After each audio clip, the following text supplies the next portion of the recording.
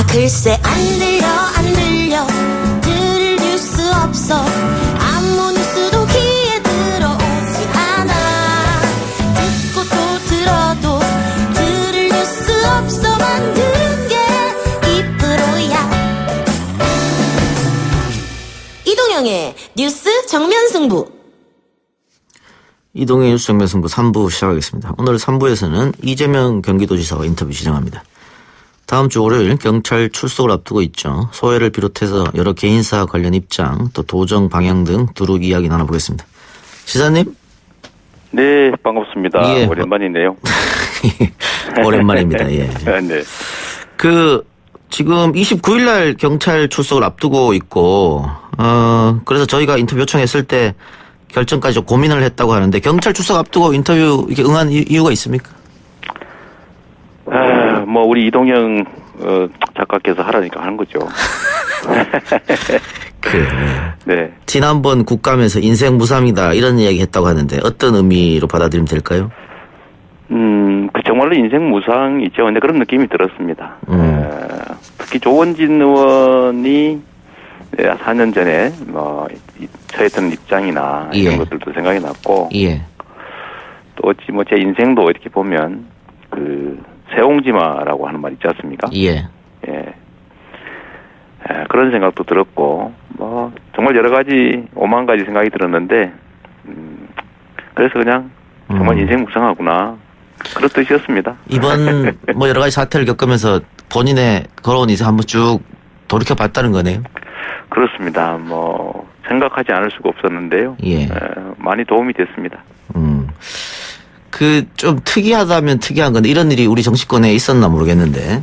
네. 지금 정치적 반대파들이 공격하는 게 아니고. 네. 민주당 지지층에서 소위 말해서 이제 이재명 지사 비토 세력이 많은 거잖아요. 이런 일이 왜 일어나고 있다고 판단하세요? 저는 우리 민주당 지지층 내에 비토 세력이 많다는 그 의견에 동의하기가 좀 어렵습니다. 제 생각에는 우리 민주당 또는 민주세력 지지층들이 누가 분열을 원하겠으며, 뭐 제가 예를 들면 당내 무슨 공격을 하거나 분열 행위를 한 것도 아닌데, 뭐 그렇다고 해서 민주진영에 해되는 일을 한 일이 없다고 자부하는 사람인데, 저를 이렇게 막 극렬하게, 그것도 정책 비판이나 뭐 합당한 이유가 있는 게 아니고, 뭐 허위 가짜 뉴스를 가지고 그런다든지, 또는 뭐 심하게 보면 뭐 저보고 일배라고 그런다든지, 이런 것들을 보면 저는 그런 의견에 동의해서 내부 분열을 일으키는 이런 부당한 공격을 하는 세력은 저는 침투한 그 가짜 지지 세력이라고 생각해요.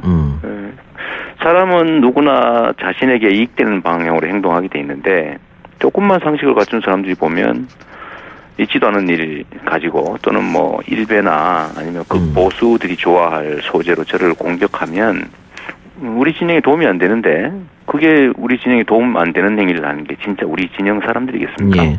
근데 뭐 지사님이 얘기하는 분열 세력이 갈라치기 하는 수도 있겠습니다만은, 네. 어쨌든 여기에 호응하는 또 민주당 지지층이 분명히 있단 말이죠. 그분들을 전부 다 이 분열 세계로 할 수는 없지 않습니까? 그렇죠. 이제 거기에 동조하는 분도 계시고, 진짜 그렇게 생각하시는 분도 계실 테고, 예를 들면 뭐 저 같은 출신이나 아니면 행태, 아니면 정책, 또 어쩌면은 과감한 추진력을 나쁘게 보면 뭐 너무 심하다 이렇게 볼 수도 있지 않습니까? 근데 그런 것들을 싫어하는 분도 계시죠. 저는 그런 분은 소수라고 보는 겁니다. 지난 대통령 경선 과정에서 문재인 후보를 심하게 공격한 점, 이런 부분도 작용하지 않았을까요? 그런 점이 있죠. 저번에도 한번 어디 방송에서 말씀드렸는데, 저는 나름 뭐 선을 지켰다고 생각했는데, 제3자들이 보기에 너무 과했다는 생각이 들고, 저도 지금 지나서 이제 입장을 바꿔 생각해 보니까, 좀 지나쳤던 것 같아요. 그게 저에 대한 반감으로 작용한 측면이 있어서, 그건 제가 저지른 과업에 대한 업보니까, 과에 대한 업보니까, 뭐 제가 다 감수하려고 합니다. 예. 일부 문재인 지지층에서는 이재명이 나중에 결국은 대통령 등을 칠 것이다. 이런 얘기를 해요. 근데 그것도 그것도 이제 명백히 이제 정치적 의도를 가진 거짓말이라고 생각합니다만은 예. 뭐 상식적으로 생각해 보십시오. 문재인 정부가 실패하면 우리 모두의 실패예요. 예. 문재인 정부가 성공해야 그 성공의 토대 위에서 제가 가진 꿈도 펼칠 수가 있죠. 문재인 정부가 무너지면 우리 모두가 무너지는 겁니다. 근데 거기다 제가 왜 칼을 꽂겠어요? 그거는 정말 상식 밖의 얘기입니다. 예. 그 지사님도 잘 알겠습니다만은 지사님 때문이라고 하면 좀 그렇습니다만 어쨌든 표창원, 추미애, 최민희, 문성근 많은 분들이 함께 욕을 먹었거든요. 김호준 총수도 마찬가지고. 이재명을 비판하지 않는다. 예. 이재명을 까지 않는다. 저도, 이재명 편드는 것 예. 같다. 저도 포함되고. 이 작가님이 제일 심한 거 아닙니까? 그분들에게 조금 어쨌든 본인 잘못은 아니지만 뭐 미안하거나 그런 건 없습니까? 전혀 안 미안한데요. 아, 그래요? 아니, 미안하죠. 예. 그런데 예를 들면 이것도 정치고 각자가 본인들의 뜻 이상을 펴기 위해서 하는 행동인데 저 때문이라고 하는 그들의 공격에 사실은 우리가 인정하거나 미안하거나 하면 그 공격이 넘어가는 거잖아요. 예. 사실이 아닌데. 최근에도 지금 김부겸 행정안전부 장관에 대한 해임 건의안이 지금 올라갔어요. 들으셨죠? 제가 그거 보고 어처구니가 없었습니다. 예. 그 청원하신 분들은 김부겸 장관이 경기도 도의원들 상대로 특강하는데 네. 그 후에 이 지사와 면담했다. 이거는 경찰한테 압력 넣는 행위 아니냐 이렇게 이야기하더라고요.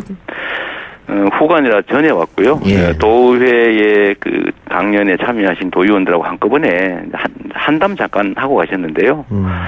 그러면 반대로 경기도의회 강연을 오시는데 저를 보지도 않고 패싱해서 가버리면 또 반대 해석이 되지 않습니까? 예. 이럴 때는 상식에 따라 행동하는 게 맞거든요. 또 이 일정은 제가 알기로는 몇 달 전에 잡혀 있었다고. 오래전에 잡혀 있는 거죠. 네. 그러니까 이거는 없는 사실들을 만들어내거나 날조 왜곡해가지고 불필요하게 공격하고 분열을 시키는 그런 행동이라 보여집니다. 누구에게 득이 되는지 한번 생각해 보면 판단이 가능하죠. 네, 어쨌든 이재명이라는 사람이 민주당에 있음으로 해서 계속 논란이 되고 시끄럽고 갈등이 생기니까 민주당을 탈당해야 되는 거 아니냐 이런 주장도 있습니다. 그 주장에서 어떻게 보십니까? 민주당은 누구의 것이 아닙니다. 예. 저도 민주당의 한 당원이고 민주당은 우리 국민의 것이죠. 누구나 입당의 자유가 있고 탈당을 강요할 수 없고 출당도 법적 요건이 있어야 되는 거예요. 예. 당을 개인의 것이다. 특정 세력의 것이다라고 생각하는 사람들 머리에서만 가능한 생각입니다. 국민의 것이라고 생각하면 그럴 수가 없죠. 대한민국 떠나라 이런 얘기가 똑같잖아요. 국민에게. 대한민국이 지 겁니까? 네, 그렇게 생각하면 안 되는 거죠. 예, 탈당 생각 전혀 없고. 네. 저의 당인데 왜 탈당합니까? 예. 국감장에서 안희 바뀜, 안희정 날리고 이재명 날리고 박원순 뭐저거 하고 이런 얘기가 있었는데. 네. 이재명 죽이기라는 말도 있습니다. 여기에 대해서 어떻게 생각하세요? 저를 정치적으로 죽이고 싶어하는 사람들 분명히 있죠. 또 죽었으면 하는 사람도 있고요. 그런데 그거는 정치하는 사람 입장에서는 운명적으로 받아들여야 하고 제가 취하는 정책이나 제가 가는 길에 손해를 보는 사람이 있지 않겠어요? 또 이익을 보는 사람들이 있고 그러면 좋아하는 사람도 있고 싫어하는 사람도 있고 이건 정치판의 운명인데 그냥 운명으로 받아들이고 있습니다. 다만 이겨내는 게 제 몫이고 저는 많은 분들이 아시지만 좋은 환경에서 정치를 해온 게 아니라 나쁜 환경에서 싸워가면서 스스로 만들어 왔다고 자부하는데 이런 예를 들면 지금 이재명 죽이기라는 말로 표현되는 이런 일종의 압박, 공격 이런 것들은 결국은 저한테 재산이 될 거라고 봐요. 이런 것들이 모여서 저의 정치적 자산이 될 거다. 정말로 사필 규정을 믿는 사람이기 때문에 다 제자리 갈 것이라고 생각합니다. 예. 밀물이 크면 썰물도 크지 않겠어요. 언젠가는 물이 빠지겠죠. 예. 사필 기적으로 가려고 하면 네. 지금 제기되고 있는 각종 의혹들이 경찰 수사라든가 혹은 재판으로 깔끔하게 정리가 돼야 되지 않습니까? 그렇죠. 그런 건 자신 있습니까? 사필 규정이라고 믿는 게 그런 거죠. 누군가가 없는 사실을 만들어서 공격하고 덮어씌우고 음해하고 일부가 동의하고 하지만 결국 시간이 지나면 제자리로 가더라. 제가 살아온 삶의 과정에서 배운 겁니다. 예. 뭐 예를 들면 뭐 김모 씨 이야기, 뭐 이제는 또 제자리 가는 것 같고요. 뭐 조폭연루 전혀 말이 안 되는 소리고 뭐 일배했다, 그 사실이 아니잖아요. 예를 들면 뭐 제가 5,500억 지금 민영 개발할 거 공영 개발해서 그 돈 벌어서 우리 성남시에 혜택 줬다, 그거 사실인데 이런 거 뭐 고발하고 뭐 고발건이 많긴 합니다만 또 형님 건도 마찬가지죠. 그 뭐 정신병원 강제 입원. 예. 저는 강제 입원 시킨 일이 없어요. 그 행정적으로 정신질환이 있는지를 진단하는 절차를 법에 따라서 진행을 하다가 이것도 시끄럽다고 그래서 그냥 중단했습니다. 그런데 그냥 형님이 하셨던 말씀, 멀쩡한 나를 동생이 시장 권력 위해서 이용해서 강제 입원시키려고 그런다라고 한 그 말 하나를 가지고 지금까지 지금 6년이 넘도록 예. 계속 저를 정신병원 강제 입원시킨 폐륜화로 몰고 있는데, 세상 사람은 그럴 수 있지만 나는 경찰이 또 정치권에서 이거를 고발하고 수사하고 압수수색하고 뭐 언론 플레이하고 이러는 거를 보면 그냥 일종의 광기라고 하는 게 느껴져요. 마녀 사냥 있지 않습니까? 예. 쟤는 마녀야 이러면 제가 마녀가 아니면 증명해야 되는 상황이잖아요. 경찰 수사 과정에 대해서 조금 불만이신 것 같습니다. 아니, 저는 뭐 진실을 찾아내고 예. 뭐 수사에 적극 협조하는 입장이고 예. 또 잘못이 있으면 처벌받는 거 당연하다고 생각합니다. 그 뭐 당연한 일 아니에요. 문제는 제가 하나만 비교해 보면 예. 김영환 씨 고발 당했는데 예. 뭐 노무현 대통령 돌아가셨을 때 뭐 전화해가지고 옥수동에서 만났다 이런 허위사실 유포했는데 나중에 뭐 김부선 씨는 자기는 그런 말 한 일도 없다 이렇게 오리발을 냈잖아요. 그런 명백한 허위사실인데 여기에 대한 조사를 뭘 하고 있는지 전혀 알 수가 없어요. 거기 압수수색했다는 얘기 한 번도 못 들었고요. 그 건에 관해서는 그럼 이 지사가 반대로 고소고발한 겁니까? 아니 뭐 제가 아니라 뭐 우리 가짜뉴스 대책단이 했는데 예, 선거법위반인가요? 예. 고발했는데 그 부분에 대해서 조사도 없고 최근에 무슨 이창윤 씨인가 뭐 예. 그 양반이 쓴 트위터 뭐 이런 걸 보면 수사과장한테서 뭐 수사기밀 유출된 뭐 그런 의혹도 좀 있고 김부선 씨가 수사관 2명 교체된 거 얘기 들었다 이런 얘기도 있잖아요. 예. 그다음에 이번에 압수수색 영장을 제가 이제 좀 읽어보니까 뭐 제시하잖아요 원래. 제가 압수수색 당하면서 한번 읽어봤는데 형님이 정신질환이 있고 그 정신질환 때문에 결국은 교통사고 내서 중상을 입었고 누군가는 엄청나게 다쳤을 겁니다. 상대 차량이. 그리고 형님 어머니 때리고 뭐 흉악한 얘기하고 뭐 의회 난입하고 백화점에 가서 직접 단속하고 이런 엄청난 일을 저질렀는데 그렇게 정신질환으로 이런 위험한 타인을 해야 할 위험이 있다고 의심되는 사람은 진단할 수가 있거든요. 가족들이 원하지 않더라도 이런 사람 방치하면 안 되잖아요. 그래서 그거를 법에 따라서 진단하기 위한 각종 절차를 엄격하게 지켜서 시행을 하다 저희가 이제 결국 그것 하지 않았는데 너무 시끄러우니까 이걸 가지고 세상에 저를 압수수색을 했는데 압수수색 영장에 이 내용을 싹 빼버렸더라고요. 형님이 2002년도에 뭐 어떤 의사를 정신과 의사한테 처방받아서 조증 치료를 받았다든지 또 우리 형수님이 인정하는 대로 뭐 2007년에 조울증 증세가 있었다든지 또는 뭐 2012년 4월에 정신과 전문의가 이거 조울증 가능성이 매우 높다. 치료 안 하면 큰일 난다. 이런 서류도 다 있는데 예. 이거를 싹 다 빼고 전혀 치료받은 일도 뭐 진단받은 일도 뭐 평가받은 일도 없는 사람을 강제 입원시키려고 했다. 이렇게 압수수색 영장을 왜곡해놨더라고요. 근데 이렇게 하면 안 되죠. 예. 네. 그 얘기는 거기까지만.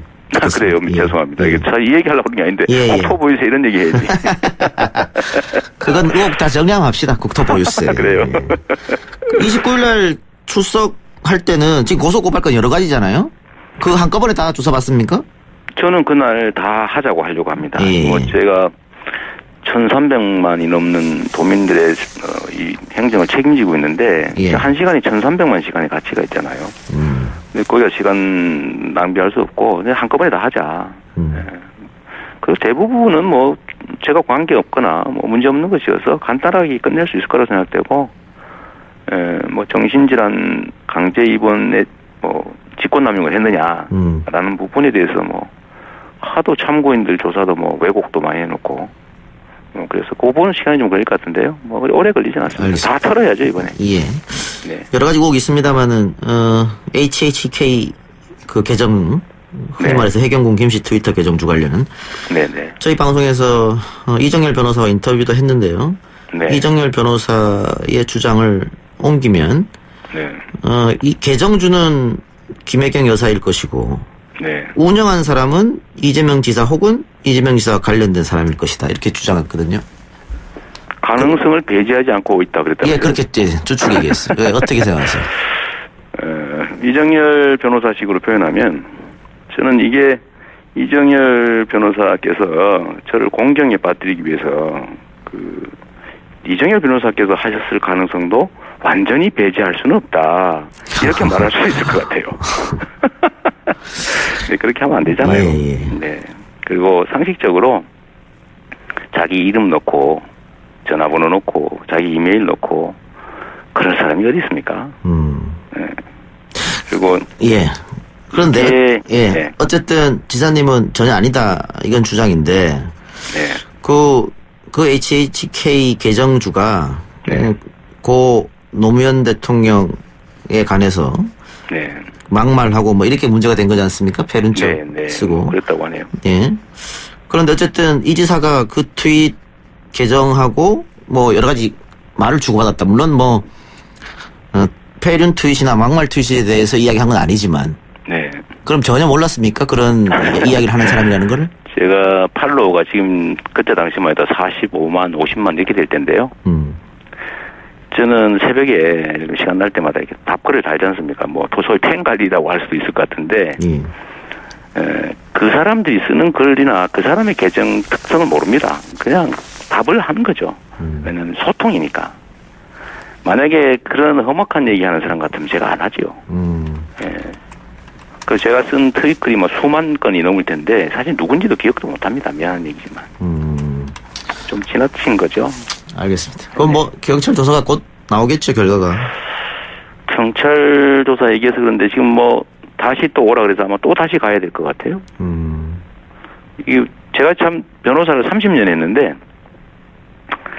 제가 이런 경우를 처음 봤습니다. 제 아내가 조사를 받으러 갔는데 조사가 끝났어요. 뭐 사인 뭐 하고 지장 찍고 다 끝났어요, 조사가. 그런데 한 번 더 합시다 이렇게 가지고 한 번 더 하는 게 어디 있습니까? 한 번 가면 한 번 하는 거지. 그래서 한 번 더 하는데 똑같은 비슷한 내용을 하고 있다고 그러더니 그때 이제 뭐 비공개 출석했다 이런 기사가 일제히 뜬 겁니다. 그래서 이 황당한 일이잖아요. 뭐 저희는 원래 그냥 공개 출석 요구하면 그래서 얼굴 내고 그냥 갈 생각이었고 그런 생각이었는데 비공개 출석하자고 자기들도 얘기하고 우리도 얘기해서 했는데 1차 조사가 끝나고 난 다음에 한 번 더 하자 이러더니 그 사이에 보도가 나간 거예요. 그래서 뭐 너무 당황스럽고 그래서 또 이미 조사는 끝났고 해서 돌아왔는데 이게 또 조사 안 받고 집에 간 걸로 된 거예요. 정말 이해할 수가 없습니다. 예. 경찰은 수사를 해야지 정치를 하면 안 되는 거고요. 예. 아까 정책 얘기 좀 하자고 그랬는데 네. 정책 얘기를 하고 싶은데 시간이 지금 이거 참 죄송하게 된대요. 하나만 그러면 하죠. 네. 최근 뉴스가 났던데 네. 경기도 고액 체납자 대여 금고를 강제로 열었다. 네. 그랬더니 엄청난 돈들이 현금이 막 쏟아졌죠. 그리고 세금을 다 냈다. 뭐 자발적으로 미리 막 내고 그러더군요. 열겠다 이 말에. 네네. 그러면은 이렇게 쉽게 할 수 있는 걸 왜 그동안 안 이루어졌을까? 고액 체납자들?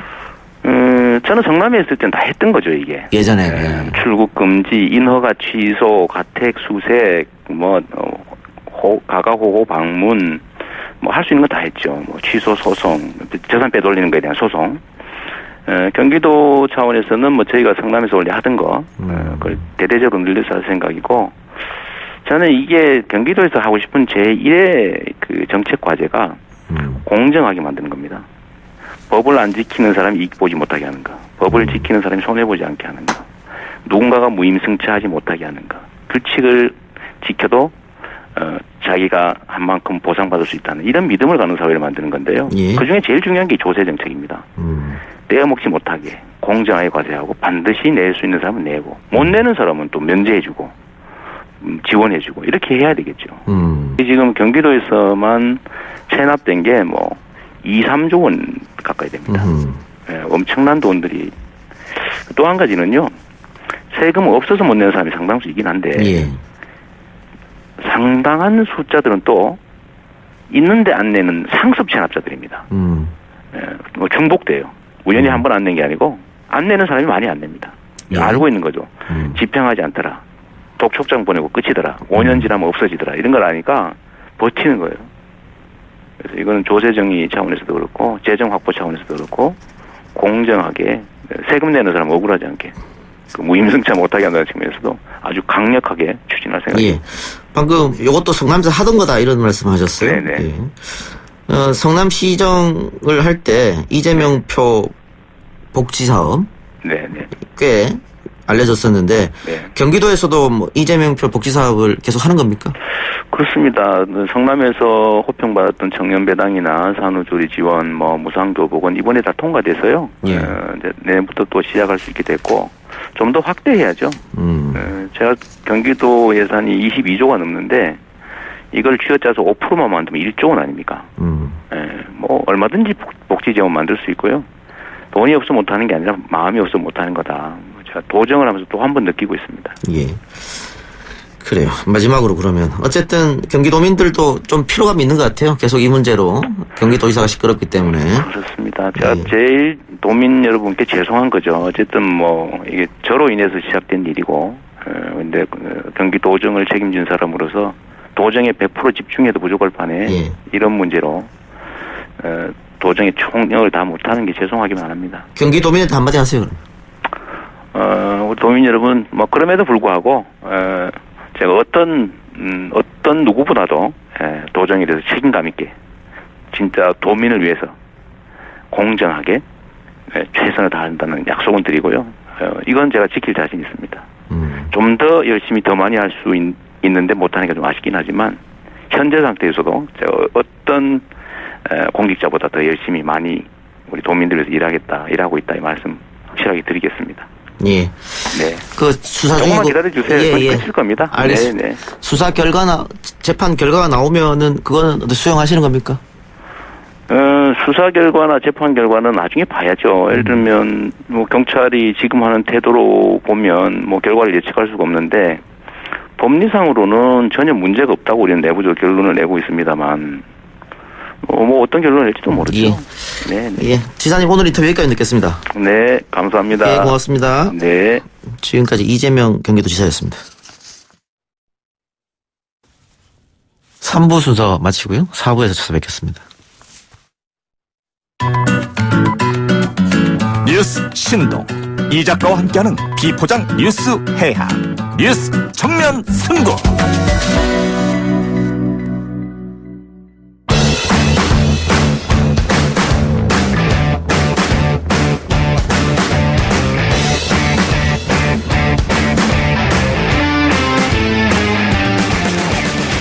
매주 금요일 이 시간은 연예 뉴스 듣는 시간입니다. 우리 연예할까요? 이 코너 함께할 두 분 시사평론가 겸 영화배우 남태우 씨, 테나시의 김하진 기자 나왔습니다. 어서 오세요. 안녕하세요. 네, 안녕하세요.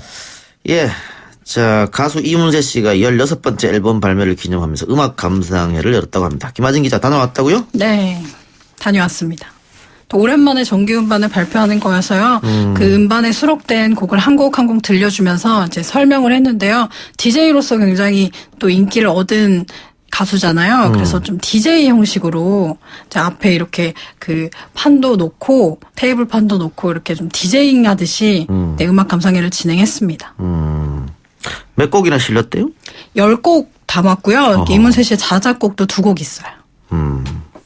이 자리에서 그 고 이용훈 작곡가와의 불화설에 대해서 해명했나요? 네, 아무래도 질문이 좀 나왔는데요. 이문세 씨가 뭐 음반을 내거나 방송에 나오면 항상 좀 따라붙는 이야기여서 이날 그 현장에서도 이야기가 나왔는데요. 또 최근에 또 동영상 사이트를 통해서 또 불화설을 영상으로 만든 뉴스로 굉장히 가슴 아팠다, 가짜 뉴스다 이렇게 이야기를 하면서 그때 있었던 상황들을 좀 자세하게 설명을 했고 또 기자를 대동해서 쇼를 한 건 아니다 이렇게 밝혔습니다.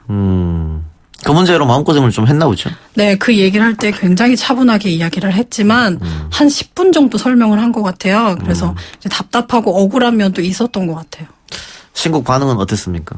네, 뭐 음원 순위에서 뭐 상위권에 오르진 않았지만 이문세 씨의 이번 음반이 기존의 이문세 음악을 좋아하셨던 분들은 또 새롭게 들을 수 있는 새로운 장르, 다른 분위기가 많아서 굉장히 새로운 시도를 했다, 다양한 모습이 담겨 있어서 좋다 이런 반응들이 나오고 있습니다. 예. 여러 장르를 한 앨범에 담았나 보죠? 네, 전혀 다른 색깔의 장르가 있고요. 또 뭐 플라밍고 이런 류의 또 아주 색다른 장르도 있어서 좀 한번 처음부터 끝까지 들어보시면 굉장히 좋으실 것 같아요. 예.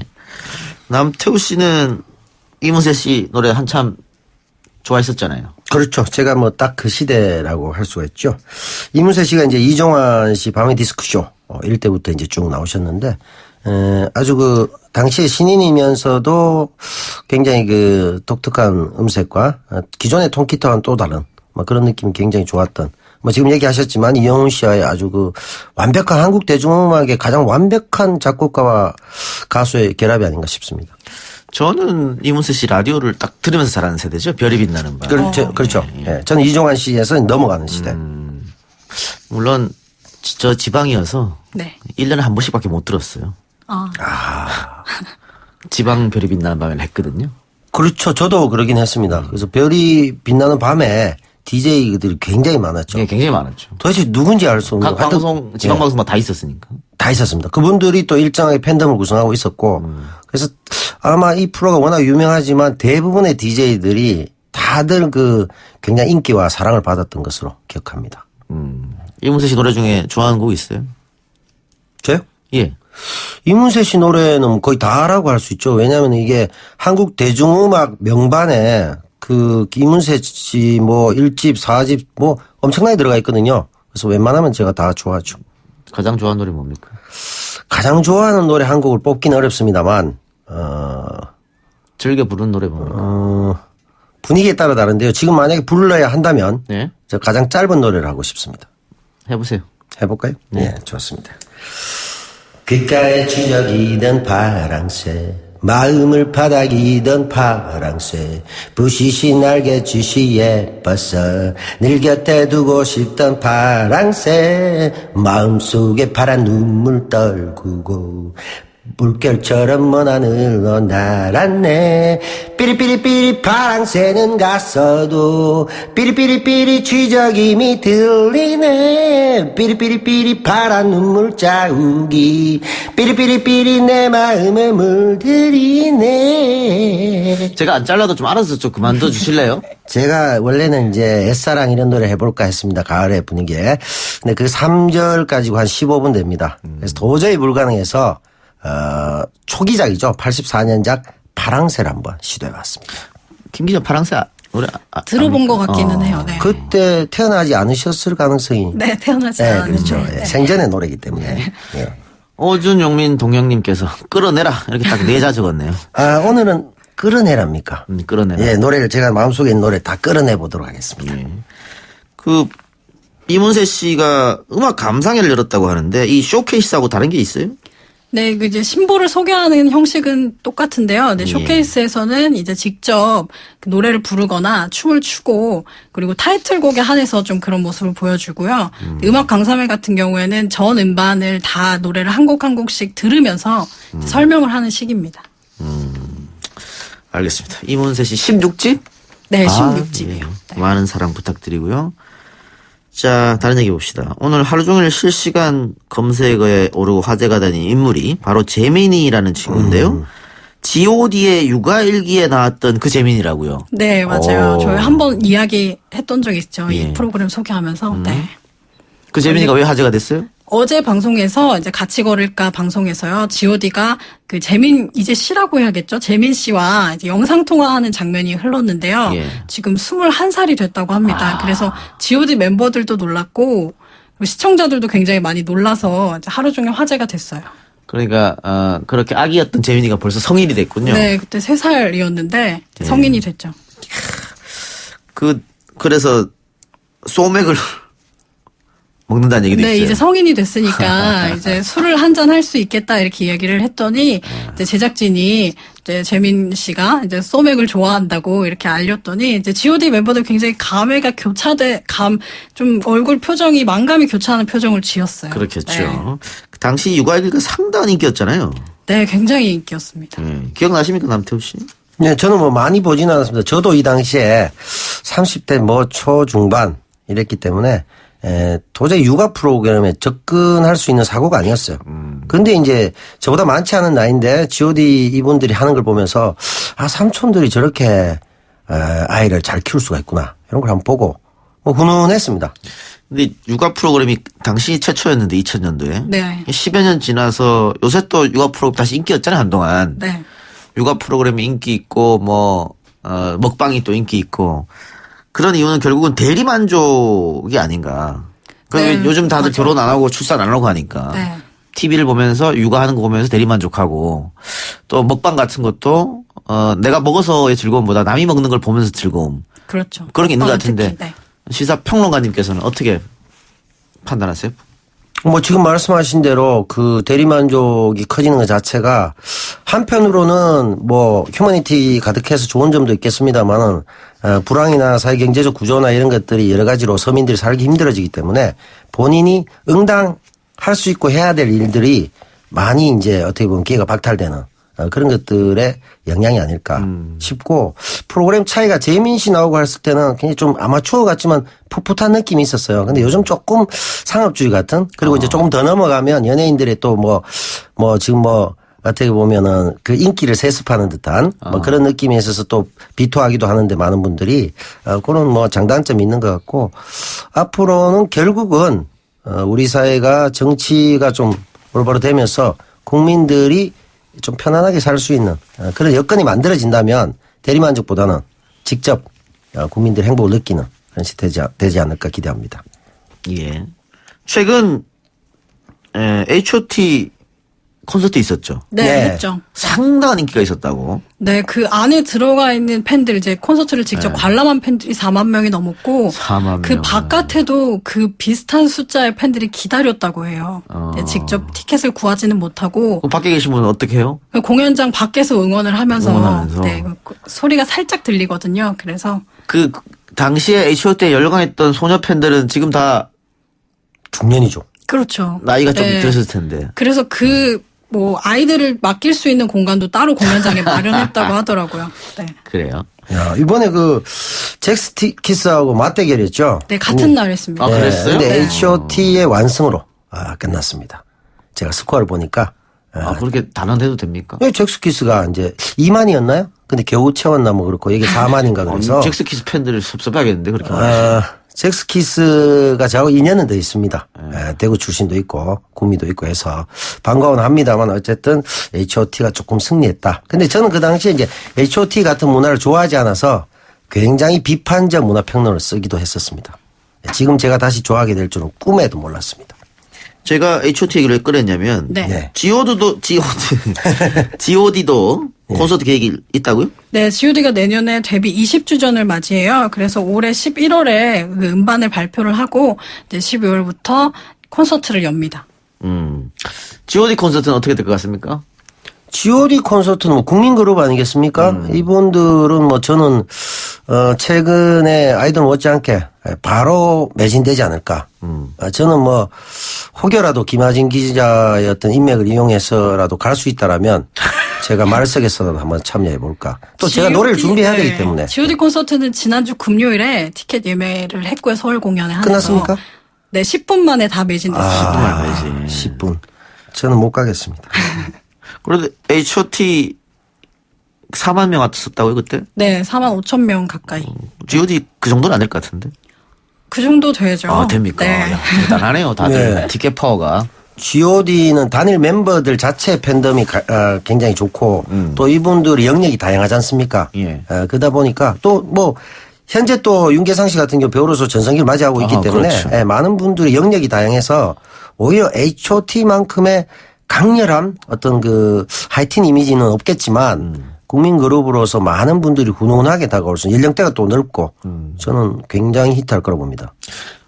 원래 제가 저번에도 언제 한 말씀드린 것 같은데 해체하고 나서 각자 잘 나가면 네. 다시 잘 안 뭉치거든요. 그렇죠. 각자 잘 못 나갈 때 다시 뭉치고 이러는데 지금 G.O.D나 H.O.T는 다들 개인 활동을 활발히 하고 있잖아요. 네, 그럼에도 그래서 또 더 뭉치네요. 의미가 있어요. 알겠습니다. 지방 공연도 한다고요? 네, 부산과 대구에서도 공연을 열거든요. 그래서 지방 팬들도 서울에 오지 못하는 팬들도 즐길 수 있을 것 같아요. 예. 부산, 대구. 네. 예. 11월에 개최되네요. 네. 예, 알겠습니다. G.O.D의 육아일기가 한창 핫할 때 혜성같이 등장했던 가수가 또 보아라고 하는데요. 네. 이번에 정규 9집을 들고 컴백했다고 합니다. 김아진 기자 역시 소케이스 다녀왔어요? 네, 다녀왔습니다. 그리고 또 보아 씨도 2000년에 데뷔해서 이제 곧 20주년을 맞이하는 올해로 18년 차의 가수인데요. 굉장히 재민 씨 보는 것처럼 근데 감회가 새로운데 보아 씨도 이번에 전곡에 작사 작곡에 이제 좀 적극적으로 참여를 하면서 타이틀곡 우먼 같은 경우에는 직접 노랫말을 썼습니다. 그래요? 타이틀곡이 우먼 노래 가사 내용이 좀 뭔가 의미심장할 것 같은데. 네, 제목처럼 이제 여성의 당당함, 자기 자신의 그 빛나게 하자, 이제 자신감을 갖고 당당하게 살자 이런 내용을 담고 있습니다. 예. 보아 씨에게는 그거 안 받아왔나요? 이 작가님 응원합니다 이런 거 뭐. 네, 못 받아왔어요. 아. 네. 뭐 하시는 겁니까? 제가 바빠서. 그런 걸 받아오셔야 보아 씨 좋아하시나요? 아니 뭐 예. 네. 보아 씨도 거의 원로급 아닙니까? 이제 20년. 원로죠, 정도. 네. 예, 원로신데. 근데 워낙 어린 나이에 데뷔해서 그러니까, 예. 근데 그 김아진 기자는 쇼케이스에 갈 때 저를 그 뭐 서브로 케이스로 데리고 다니시기로 했는데 왜 얘기를 안 하셔가지고, 예. 못 갔네요. 여기도 따라갔으면 제가 좋았을 텐데. 방송에서 사심당긴 얘기 하지 마시고. 아니, G.O.D 때도 따라가고 싶네요. 예. 우먼이라는 곡은 어떤 곡이에요? 네, 말씀드린 대로 여성의 당당함을 좀 녹인 곡인데요. 보아 씨가 이제 30대에 접어들었잖아요. 그래서 주변의 친구들은 뭐 아이 둘인 친구도 있다. 그리고 요즘 부쩍 청첩장을 자주 받는다 이런 이야기를 하면서 친구들과 얘기할 때도 이제 자신의 단점이나 이런 것 때문에 괴로워하지 말고 너의 장점을 잘 살려서 당당하고 당차게 살아가라 이런 이야기를 친구들한테도 자주 해준다고 해요. 그래서 그런 이야기를 더 많은 팬들에게 해주고 싶어서 만들었다고 합니다. 예. 영화 얘기로 가봅시다. 한 주간 화제가 된 영화. 이번 주에 얘기해 볼 영화는 미스백. 미스백 어떤 영화입니까? 예, 이번에 개봉한 지 며칠 됐죠. 한지민 씨 복귀작이고요.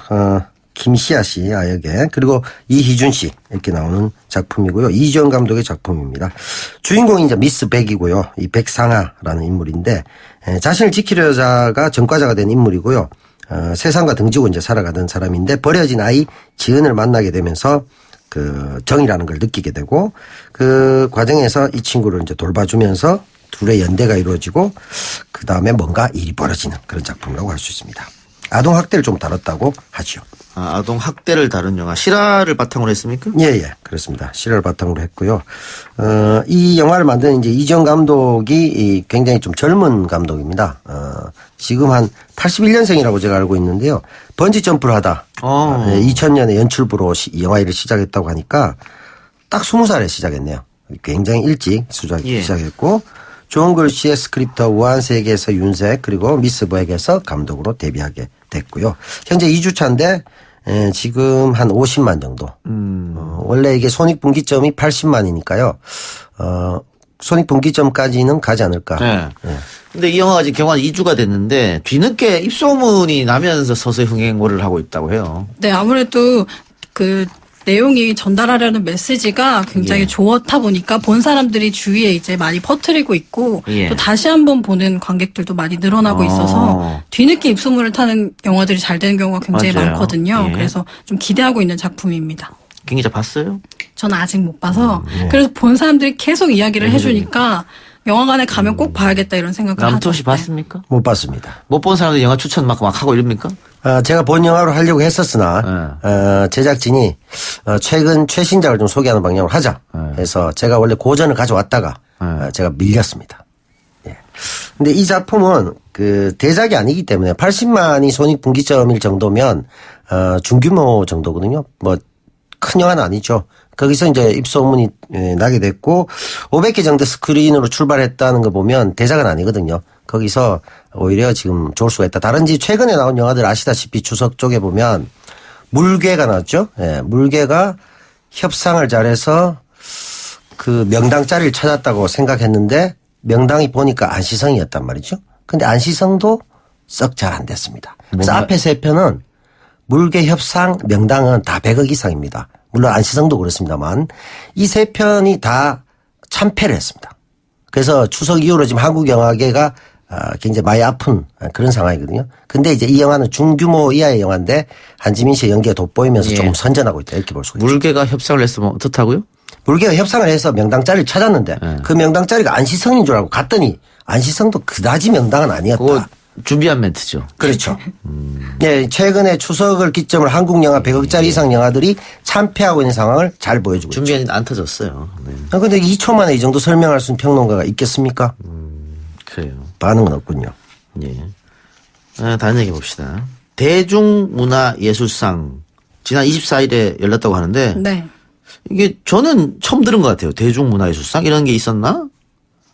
네, 올해 9회째 하고 있고요. 그렇군요. 네, 그래서 많은 그 우리나라를 위해서 이제 그 노력하신 분들이 상을 받는 건데요. 올해는 사실 그 참여하신 분들 때문에 좀 더 주목을 받긴 했어요. 누가 참여했는데요? 방탄소년단이 하하. 이제 화관 문화훈장을 받으러 그 시상식 당일날 귀국을 했거든요. 그래서 투어 중이었는데 귀국해서 상을 받았습니다. 그 우리 연애할까요? 이 코너에 방탄소년단은 매주 등장하는 것 같습니다. 어떻게? 그러니까요. 네. 네, 아주 그 저보다 더 고정 member 같은 느낌을 받을 정도로 뭘 해도 화제가 됩니다.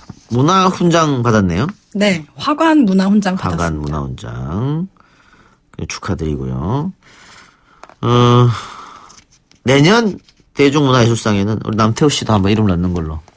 내년 좀 빠르지 않을까 싶은데 뭐 이 작가님께서 그런 기대를 해주신다면 아니 기대라기보다는 뭐 이 작가님의 방해만 없다면 조금 다가갈 수 있지 않을까 노력해 보겠습니다. 고 김주혁 씨도 국무총리 표창을 받았거든요. 네, 상을 받았고요. 그리고 곧 이제 소속사 직원들 또 동료들이 모여서 김주혁 씨의 추모 1주기 행사도 한다고 합니다.